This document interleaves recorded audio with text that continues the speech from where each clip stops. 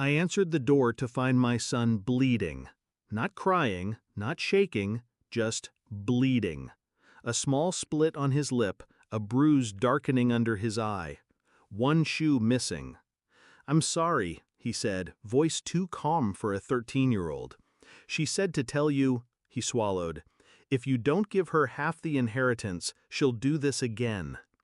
I didn't speak. I didn't kneel. I didn't even flinch. I just stepped aside and let him in. The silence that followed wasn't empty, it was deafening. Somewhere in that moment, the last piece of the old me died, and something far colder stood in its place. I hadn't seen her in 2 years, not since the divorce, not since the hotel receipts, the perfume on her blouse, the texts she swore were just a joke between friends. She left with her lover, a man 10 years younger, stupid enough to smile in my face once. They moved in together, disappeared into the same city I was trying to forget. And then my father died. 70 million. Stocks, land, trusts with my name on them. I didn't even mourn him properly. I just nodded at the lawyers while my chest hollowed out like a bomb crater. The moment the money hit, they returned. She didn't call, didn't show up politely. She sent him, her new man, to do the damage.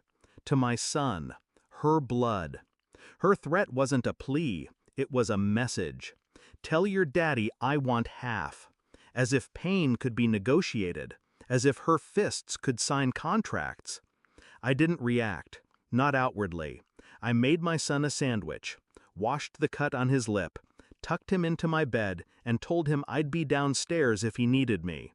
Then I opened my laptop. Her bank statements still pinged to our joint account. She never changed it. Careless. I traced every transaction. I followed the money like veins in a body until I found where it pulsed. An apartment rental in her lover's name. A clinic. A luxury baby store. She wasn't just back for the inheritance. She was planning a family. With him. And she was broke. Desperate. I scrolled further. One message she forgot to delete, hidden under archived folders on a shared cloud. "Get the kid to cry. He'll give in faster." I stared at it for a long time. I didn't feel rage. Rage is messy, loud. This was something else, something colder than hatred. I drove to the apartment the next morning. Didn't knock. I walked in. She was there. So was he. They froze like children caught in a lie. I didn't say a word. I just placed a manila folder on the table and slid it toward her. Inside, a DNA test I ordered last year out of quiet paranoia. My son isn't hers. He's my ex's sister's child, dumped on us after she overdosed. We adopted him. My wife never bonded with him. I kept it quiet, for his sake, for appearances. But now, "You always said he wasn't really yours," I said flatly. Now I know how true that was. She opened the folder, read the report. Her lips parted, but no sound came out. I watched the color drain from her face, watched her lover take a step back from her, then another. The lie shattered between them like glass on tile. "You want half?" I asked her calmly. She nodded, hope flickering behind her panic.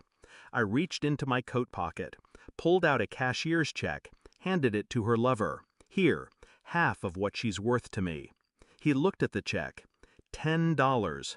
She lunged forward. I stepped back. "You think this is a joke?" I didn't answer. Instead, I placed a USB drive on the table beside the folder. All your messages, your plan, the assault, the recordings, forwarded to your employer and Child Protective Services. Her mouth trembled. "You wouldn't?" I looked at her. For the first time, really looked, and saw nothing. "You already did." I turned and walked out. Didn't slam the door, didn't raise my voice. Silence makes people hear themselves louder. She hasn't tried to contact us again. The silence is almost disappointing. Almost. My son asks sometimes if she'll come back. I tell him the truth. She was never really here. I tucked him in last night, kissed his forehead, sat outside his door for a while, listening to his breathing. She thought money was leverage. She thought pain was currency. She forgot who she was trying to extort. I was raised by a man who taught me control, and now I understand what he meant. There's no need to scream when you're right. You just need to wait until the lies collapse on their own. And when they do, you let them suffocate quietly.